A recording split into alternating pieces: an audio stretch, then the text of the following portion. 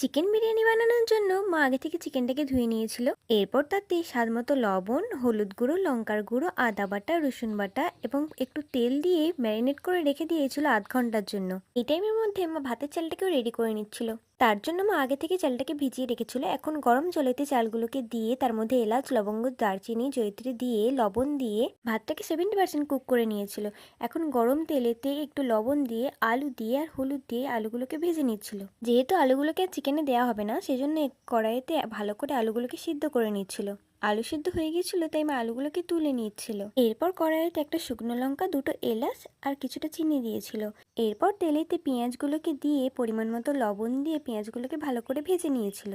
পেঁয়াজগুলো যখন ভাজা হয়ে গিয়েছিল, তখন ওই পেঁয়াজের মধ্যে থেকে কিছুটা পেঁয়াজ বেরেস্তার জন্য আলাদা করে রেখে দিয়ে বাকি পেঁয়াজগুলোতে ম্যারিনেট করা চিকেনগুলোকে দিয়ে ভালো করে কষিয়ে নিচ্ছিল।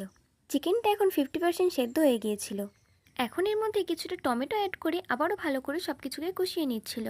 যেহেতু পুরো চিকেনটাই বিরিয়ানিতে দেওয়া হবে, সেজন্য মা চিকেনেতে কোনো রকম জল অ্যাড করেনি।